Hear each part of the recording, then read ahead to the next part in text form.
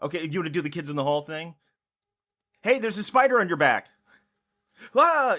Spooked you. No, let's not do that. No, come on. You never want to have fun anymore.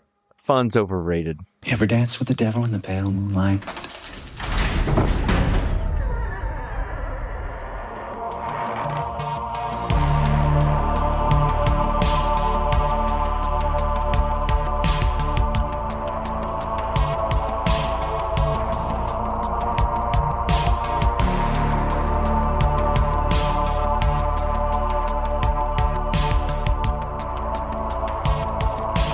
You're mad! Prepare for torture! Confess, and we won't hurt you anymore.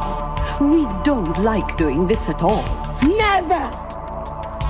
Bring me the boar worms.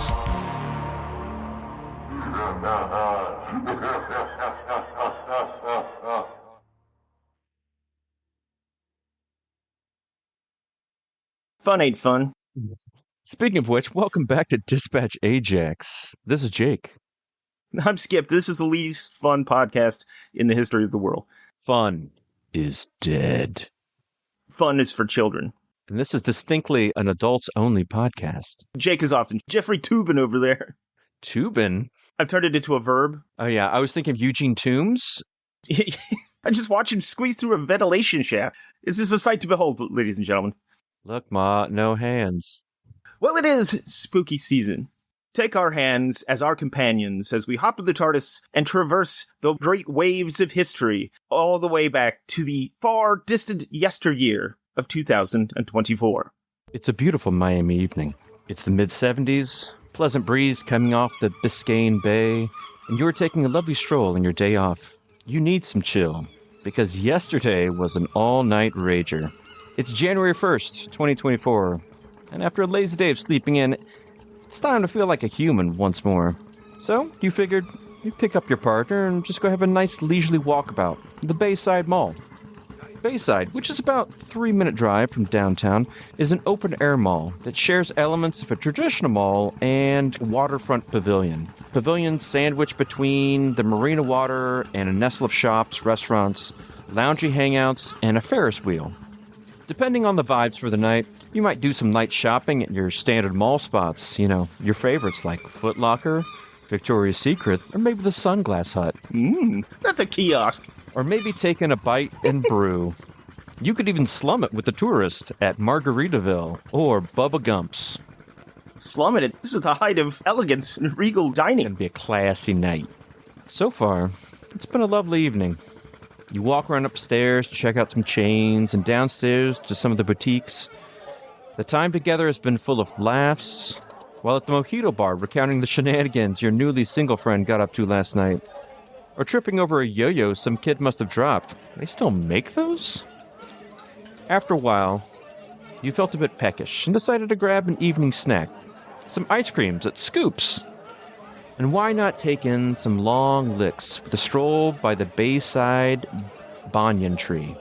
This is a 110-year-old, 70-foot-tall tree, a symbol of nature's endurance, especially as it's sustained despite the crass capitalist infrastructure built up around it. Now, it was mid-bad joke when there was a commotion. You thought there might be a ruckus caused by live music getting ready to go on by the waterfront stage, but the hubbub began to swell and spill out from the entryways of the shopping pavilion, both in sound and in bodies. You both pushed past a young Indian woman pushing her elderly relative. Their eyes were wide and frantic. Your partner is hesitant and tugs at your arm in resistance. Something appears to have frightened these fleeing people, but your curiosity's piqued. So much of your days are sat behind a dingy computer on the bottom level of a nondescript building leased by an irrelevant company, a cog in the bland, off-white machine of mediocrity. You crave some excitement in your mundane existence, and you just feel there's something there that just needs to be seen. It's like the hairs on your arms touched by a battery. Your partner in tow, you quicken your footfalls. Adrenaline seeps into your bloodstream. There are screams and gasps in the walkway in front of you.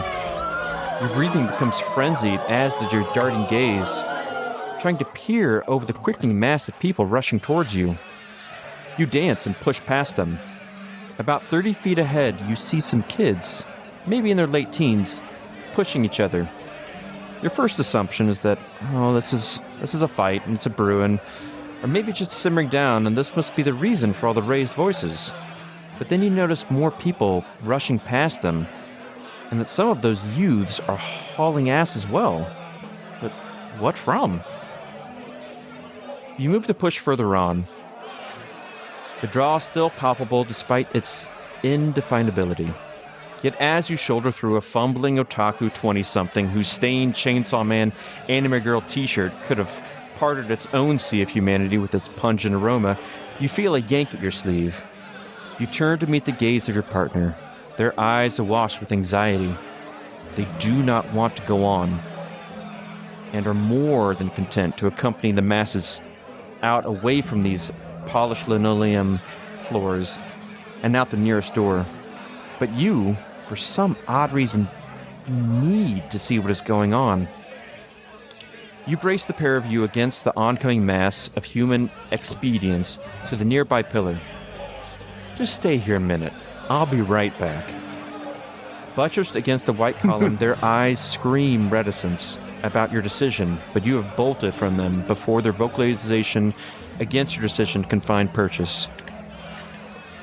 Now you need... You want to take that one again? The vocalization?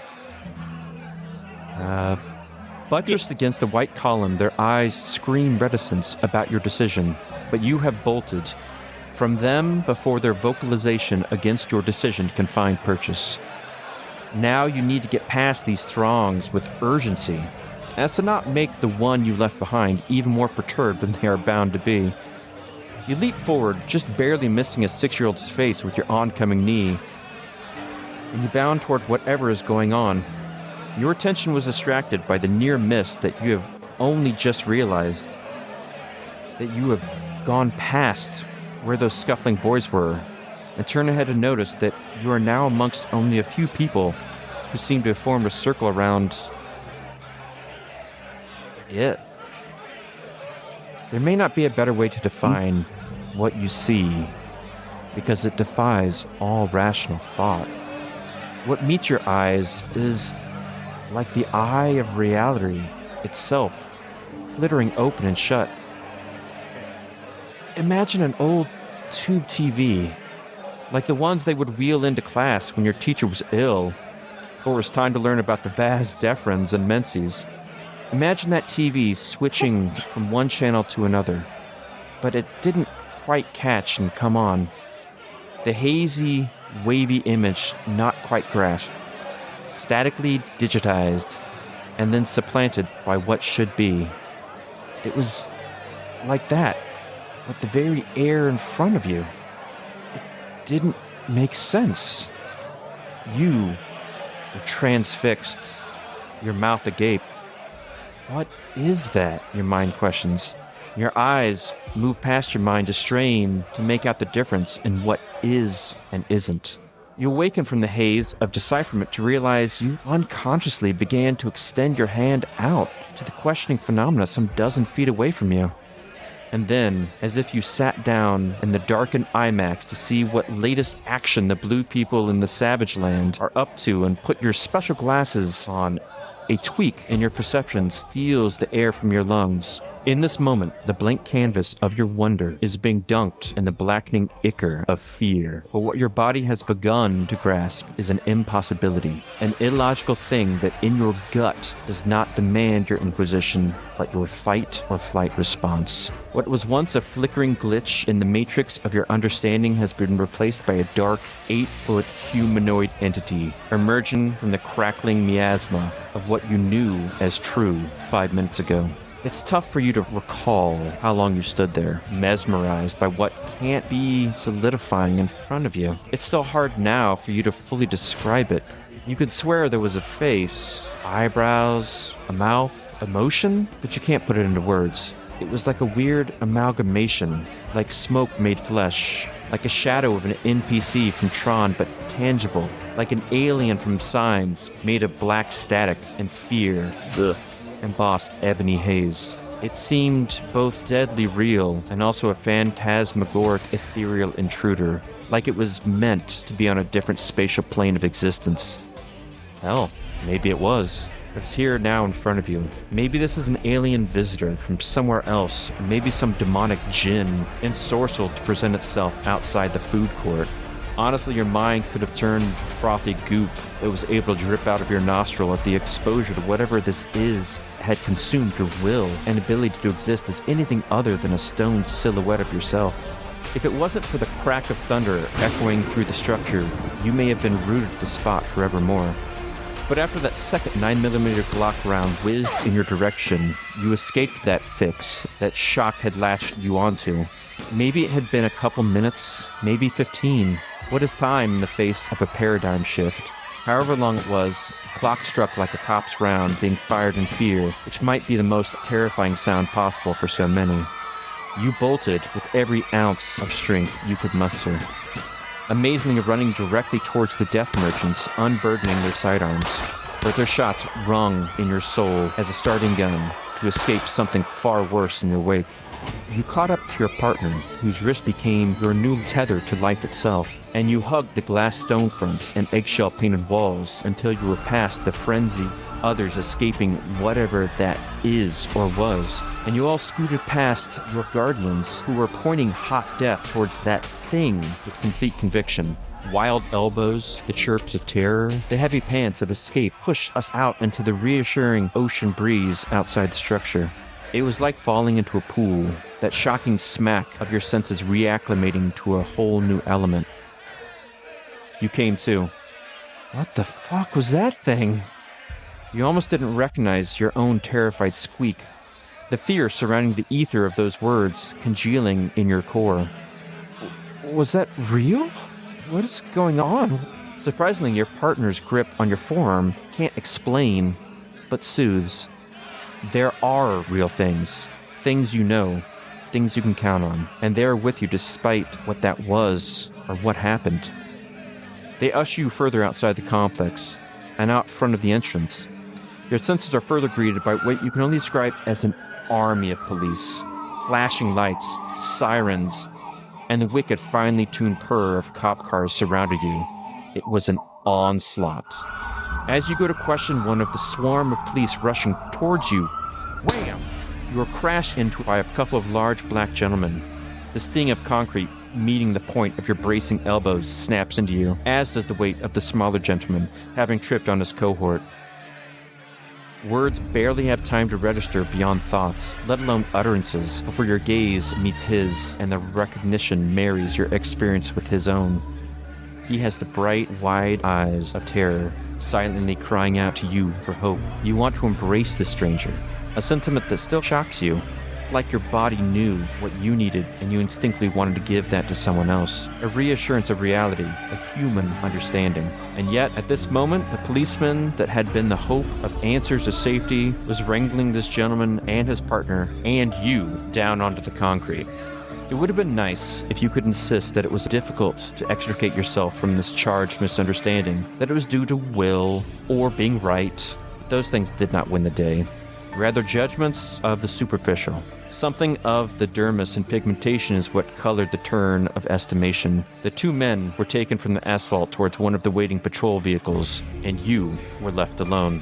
Your attention turns to your partner, who's had her own run-in with authorities. They are just being released from the strong grip of a couple officers. Your partner angrily snatches their phone, the offering mitts of a pudgy policeman on their left, who is now departing rapidly. You shuffle over to meet them as they spit vitriol back at the law official. Fuck you, this is bullshit! They huff, to no apparent avail. What was all that about? Are you all right? You excitedly inquire. No, yeah, those assholes. As you bustle away, searching for your car in the maelstrom of lights, sirens, and hysteria, your partner describes their own run-in with law enforcement. Them, along with others, were halted on their escape. The phone in their hand was motioned to, and like her fellow escapees, was pressured to display and delete any photos or videos from their device. Of course, being who they are, they put up a modicum of pushback. What is this, a Banana Republic fascist regime? but with an officer holding each arm, the threatening scowls and growls paired with the ominous hands on their sidearms, an implicit threat of violence, and the scene of multiple people zip-tied and being disappeared, your partner acquiesced. Upon entering your car, it was almost like an out-of-body experience on the drive home. It was a blur, and you couldn't only recall flashes, with the adrenaline and paradigm-shattering serum of experience coursing through your veins, hazing out the details. Upon reflection, you didn't remember the kids with goggles, or the strange wired boxes around the feet of the incident, things that your partner observed from a distance, but your memory doesn't seem clear about, nor, astonishingly, the number of beings that you both remember seeing. Was there more than one of those things? You didn't recall it coming after you, but your partner recollected alternatively, with its menace manifesting and marching towards both you and the onlookers. No, so many details were oddly different. Didn't quite fit together. It was all a jumble. Didn't make sense. Questions birthed into your mind upon returning home from the incident, both inexplicable and unforgettable. Is this the first step? What is the news saying about this? Why did the authorities take everybody's phones, and what were those things? Who are these people? What comes next?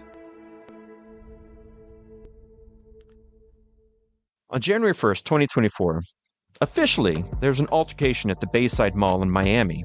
Supposedly, there were a group of teenagers causing mischief while roving through the mall. Then a scuffle ensued. During the ruckus, it is said that these teens were firing off fireworks. The amount of teens is unclear. Supposedly, the group of about 50 juveniles lighting off fireworks and carousing about. Mistaking the explosions for gunfire, the police were called. Those within the mall fled.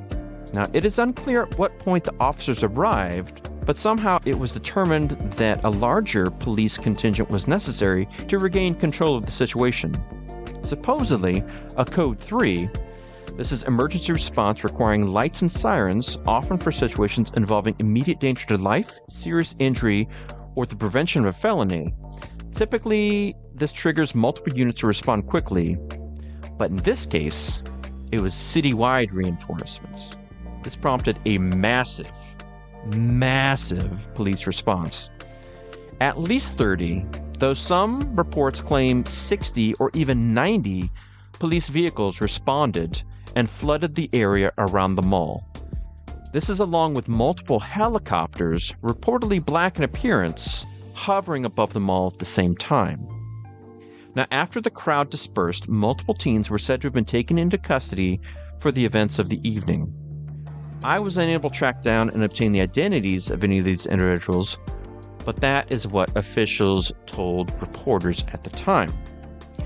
The police department's public information officer, Michael Vegeta, cool name, Yeah, it is. said that 4 teens were arrested.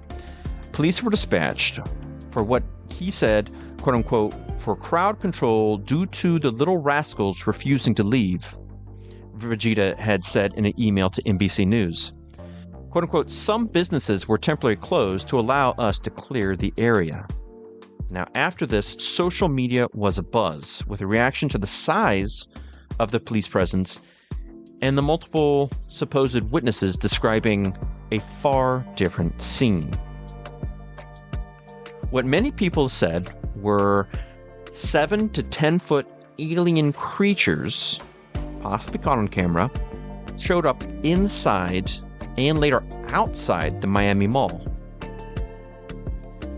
Now, reports vary. I went through on social media and different videos, podcasts, news reports of about a dozen or so different accounts, and they're all kind of quite varied. Some of them have key similarities, but there are some vast differences as well. But essentially what they say is that somehow these alien entities that were black, kind of shadowy in appearance, oh boy, showed up inside the mall. Some say there were 1, some say there were 3. It's unclear. There were descriptions of a possible portal of some sort that opened up inside the mall, allowing these entities to pass through. There are some stories of possible youths that appear to have equipment, like what they were described as like welder's goggles, and that some of them had like scientific equipment that they laid out and possibly activated, which may or may have opened said portal and let in said entities. There is discussion of these shadow figures escaping and being caught leaving the scene. There is a video of kind of the front entrance to the mall, and in one of the videos you can kind of see what looks like a shadow kind of move around and then kind of dissipate into the air. Rafael Horta, a Miami police spokesman, said the claim that the video shows aliens at the shopping mall is false. It's actually just a person walking with a shadow, Horta said in a January 5 Instagram video posted by the Miami Police Department. So I confirm to you all here today, right now, that there are no aliens in Miami in Bayside Marketplace at the moment. Thanks, Mr. Horta. Yeah. Other reports claim that police were confiscating and deleted footage from cell phones or any recording devices as they were people were fleeing the scene. Supposedly, one person said that he got out with footage because he had an old VHS camcorder that he was recording things on. I have seen what has been put out there as supposed footage from that camcorder. One, nobody's getting out with a camcorder and not having that thing taken. If they're going through phones. Two, the footage is worthless. There was nothing there. People that were passing by and recording things were forced to either pull over, stop on the side of the street, and delete their footage. There are at least a couple people who said they were driving and then stopped and then were recording both the helicopters and possible entities escaping the mall and said they were forced to delete their footage. As the story goes, the airspace around the mall and the Miami area was shut down and flights were grounded and the airport became non-functional. I've looked into a few people deeper into this, can't find any backing for that. That doesn't appear to be true. I think that's a bit of a debunked claim. There were at least a couple people interviewed that said that there was a UFO seen above the mall the day before and that day. Now, there was electricity disrupted.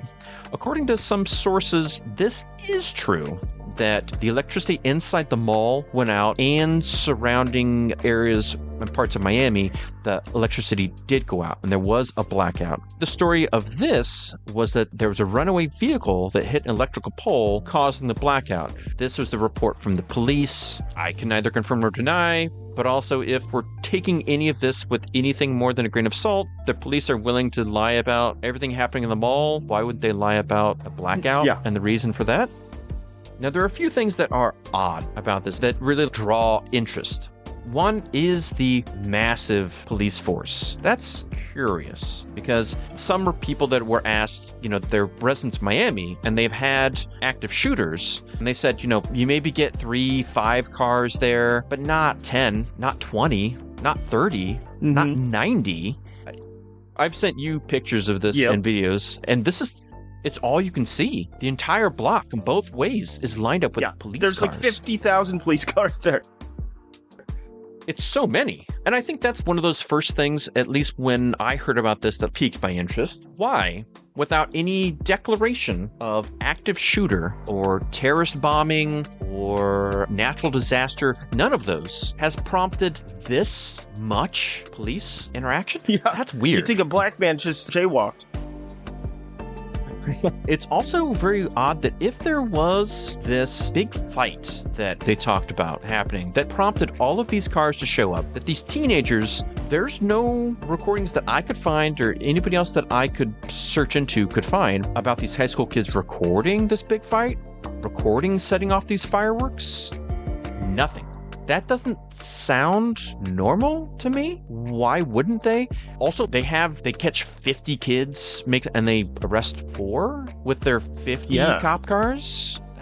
And again, perhaps I wasn't diligent enough in searching, but I also don't know if I can track down the records of all arrests made for that day, if they're juveniles, but I haven't heard anything. Seems like overkill, but I mean, overreaction is a typical response.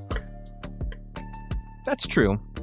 There have been supposedly multiple paranormal investigators who went there and supposedly gotten responses on their ends, spirit boxes and whatnot, the creme de la creme of paranormal research and investigation.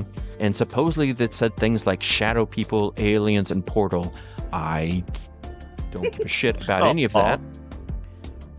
But I do find it interesting that also, if they had this big viral incident that has prompted speculation and fascination online, it has been mentioned, oddly, by the Kardashians on their television show, that no police body cam footage or actual CCTV from inside that mall ever surfaced, either confirming or debunking the story. It seemed really easy if you wanted to say, A, there weren't that many cops, B, there were no aliens, C, there was no blackout, anything. You could easily show footage saying, no, look, see, this has been happening, but nothing.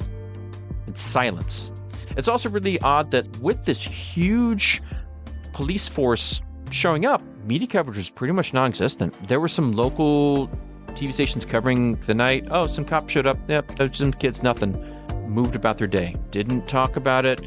As the story went viral, for about the next week or two, you had some other outlets picking up the story, being like, oh, we talked to the police representatives or statements from this officer or that officer. There's nothing to see here. It was all a hoax. It was just some kids. Okay. So nothing. Now, granted, if it really was that, you'd say the exact same thing. But of all of the encounters, the recounting of the incidents, very few of the eyewitnesses, to me, feel reliable. Some had stories that were later recanted.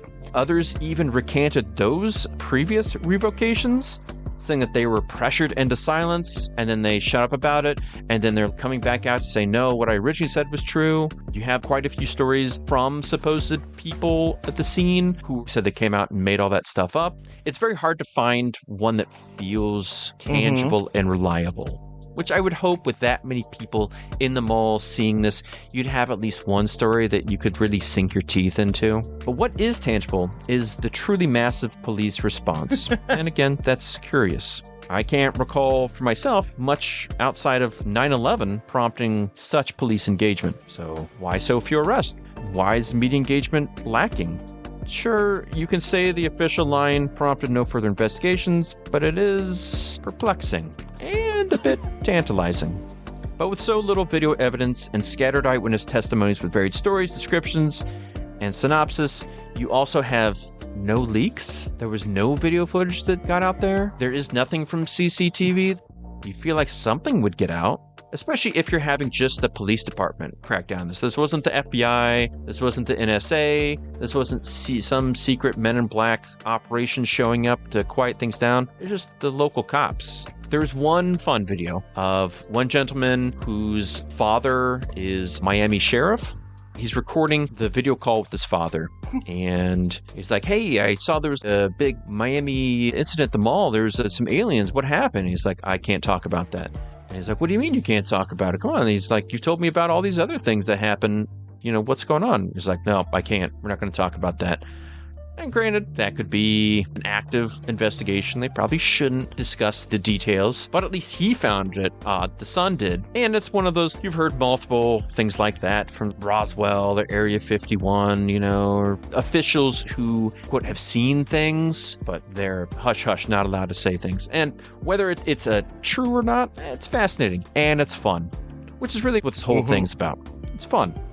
Honestly, I don't know which is most plausible, except for our collective adherence to an accepted reality. 10-foot dark shadow alien entities invade a mall? Or 90 cop cars descend on a mall to arrest a handful of zealous What if they were alien youths? What if they were alien youths? They just came for a brew and orange some hot Julius. action. They are delicious. They're pretty good. But we all know which one is more fun and which one is more terrifying. Paranormal entities manifesting inside a busy, major city mall. Authorities fascistically silencing all involved. I'd What get would an you do orange in that Julius. situation? But thankfully we have Michael Vegeta. Michael Vegeta, again, he said, aliens had nothing to do with Monday's incident. Quote, there are no aliens. Lol. I hope you said it He out wrote in loud. an email. No airports were closed. Nothing is being withheld from the public. Capital LOL. You hope when you dig a little deeper, you might find something more interesting, but it's kind of surface level. But as a story, there's lots of like alien interactions, in the woods or maybe in someone's home, but not often Right. in major metropolitan centers of Not anymore. transit and commerce. You don't get a whole lot of grays showing up on the subway or lizard people One in could office argue that's probably buildings. way more common than you think. Yeah, It's one of those true. stupid situations, most likely, where it was like cops either did something stupid, one or two of them did something stupid, and so they all turned off their body cams and didn't want to talk about it because they're covering for each other, or they're all embarrassed that many cops showed up because some kid smoked a cigarette inside or whatever, and they don't want that to get out either. It's got to be something like that. Yeah, I mean, the likelihood of it actually being interdimensional black shadow entities that descended upon the outdoor mall in Miami is pretty low. But unfortunately, you have those things, like the massive police response, the lack of media engagement, the lack of firm debunking other than saying, nope, nothing to Sure. see here. Yeah, it makes you question. And at least it provides fodder for fun speculation. And hopefully... And one of those things where, like, nothing happened. Like, so why should we say anything? Like, well, because now they think something happened because you're acting like nothing happened. That's why. Yeah. Really dumb. Yeah. But, maybe. Maybe, just maybe. Maybe there were aliens. There was one person who said that, like, she had looked at the coordinates and that the portal was open in the wrong spot, and you took the GPS coordinates and you inverted them, that it actually sends you to the middle of Antarctica, and that's where they were trying to go, but someone put the They were trying to go to the mall there. backwards. Then you're supposed to meet up with the lizard people down there because that's where the entrance to the inner Earth is, right? Yeah.